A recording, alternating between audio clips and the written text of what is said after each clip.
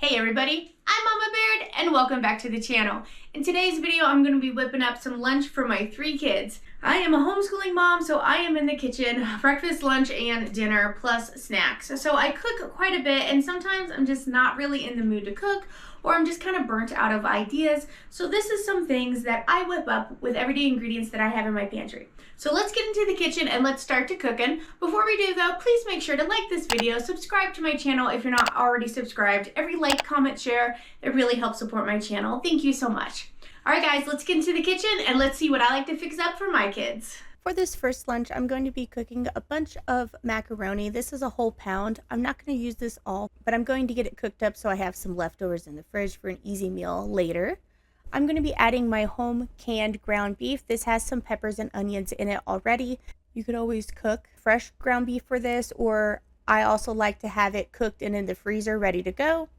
This is a pre-made bolognese sauce that I got from the food bank. I have this bag scraper. It opens it and it scrapes all the bag out to make sure you get every last bit out. That saves you quite a bit of money. I can have this product linked below if you're interested in checking it out. Now, this has the peppers and onions from the ground beef, but I want to add a little more veggies to this, so I'm going to throw in a can of diced carrots. Chopped spinach would also be a good veggie to add to this. Now, let's give this a try and see if it tastes good. I don't feel like it needed to add anything else to it. I really like that sauce. It was pretty good. So I'm going to go ahead and add half of the boiled macaroni that I did. We're going to stir it around, just kind of see if that's enough. And then I have macaroni left over for another meal. This is one thing that's kind of like a goulash. Some people would make mashed potatoes, or you could add corn to this instead of carrots if you want. And that's what the kids had for lunch. For this next dish, I'm going to be cooking up some spaghetti.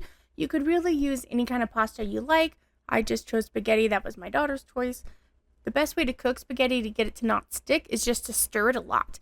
I kind of mix it around so one layer is facing the opposite layer. I have some garlic Alfredo here. I have a little bit of pizza sauce, about a little bit over half a container. And then I have a can of chicken breast here. I'm trying to use up some of my canned goods.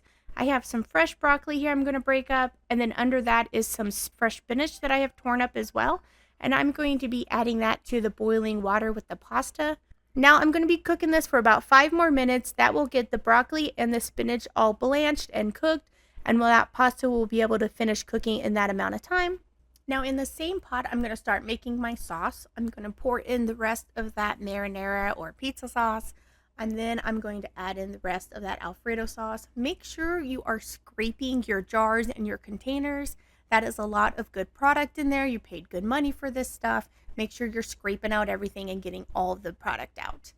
After that, I'm going to mix it around. I'm going to add in the can of canned chicken at this point. As I was stirring it, it just didn't seem like it was quite enough chicken. So I pulled this white meat chicken spread out of my cupboard.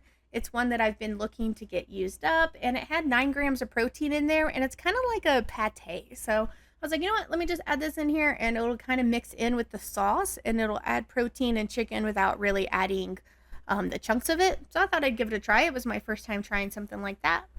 And then I added all of the pasta and the veggies back into it. Toss it really good with the sauce. You could always serve it on the side and then put the sauce on top if that's the way you like it.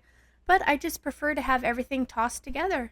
And this was really good, guys. Like, it was really good. I definitely will try this again. For this lunch, we're using a Jiffy corn mix, 2 things of Vienna sausages, and some cheddar cheese.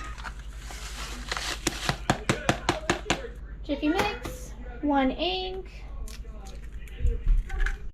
The recipe calls for about a 1/3 cup milk, so that's what I was going for here. I usually just eyeball it, then if I need to add a splash more, then I can.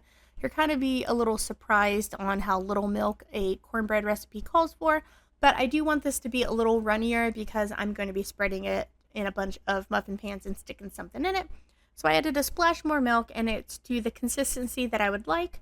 I'm going to spray my mini muffin pan. You can also do regular muffin size if you would like. You could do a liner in there. I'm just kind of plopping down. Don't got to be specific about it. It just kind of make it about the same size and the same level. And then I'm going to be putting in the Vienna sausages. I was a little surprised by these. This is the first time I've tried this. I usually do hot dogs.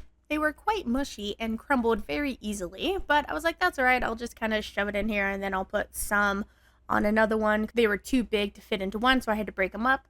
And then I'm going to slap some cheddar cheese on there. And this is all I'm going to do. I'm going to bake this at 425 for 8 minutes. And then they come out perfectly done. The cheese is bubbly and we dipped it in some ketchup and that's how we served it up. For this next meal, I'm going to be making some ham and ranch pasta salad. This is something that kind of reminds me of Ruby Tuesday, the ham and pea salad there. I'm kind of imitating that with what I have on hand.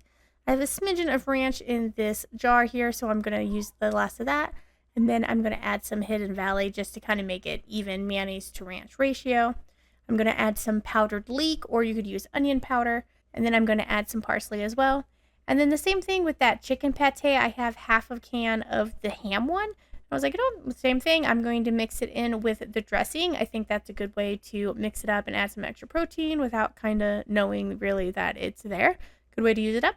I am a firm believer in mixing your dressings together before you add all of your other ingredients, so that way it all has the same flavor profile. I'm going to add in some chunked ham, and then I have some penne pasta cooked that is left over. I'm going to throw that in there, and as well as some peas and carrots. This is canned. I usually just use frozen peas thawed and rinsed in this, but this is what I have on hand, and I think that it'll go good in there. So I'm going to make sure that I mix this up. You want to make sure that everything is coated really well. I decided that I wanted to add a little bit of ranch powder to this. Now this is a dry ranch powdered mix.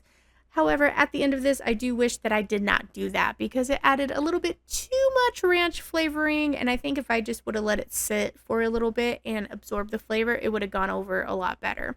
But I tasted it and it was pretty good. Just a little seasoned, I guess, with that extra dry ranch in there. But I threw some cheese in there and that kind of helped mild it down a little bit. And then the kids had this with some fruit, and that's what they had for lunch that day. For the next lunch, I'm going to be making some mini pizzas. Now, I'm going to be using my toaster oven in this one. The first thing I'm going to be doing is mixing some butter and some Johnny's herb seasoning. This is really good seasoning. I'll leave a link of it below if you're interested in it. I highly suggest this for all pizza and spaghetti related dishes. So what I'm going to do is open up the English muffins and then I'm going to butter the inside of them. You want them to be nice and coated because you're going to toast them a bit before you start putting the sauce on them. That is a very crucial part. After you let them toast for about 5 minutes, they should be just a little crunchy, but you don't want much color to them at all or else they'll get overcooked and super crispy on you. This is when you're going to add whatever sauce you want. I'm using marinara sauce. You could use Alfredo sauce. You could use barbecue sauce. You could do pesto. All kinds of different sauces for your base. Oh, hold on. We got to take a break. Miss Betty Jan colored a picture and she wanted to show the subscribers. She's getting so good at coloring. It's amazing to see them grow. Okay, anyway, sorry. Food, right.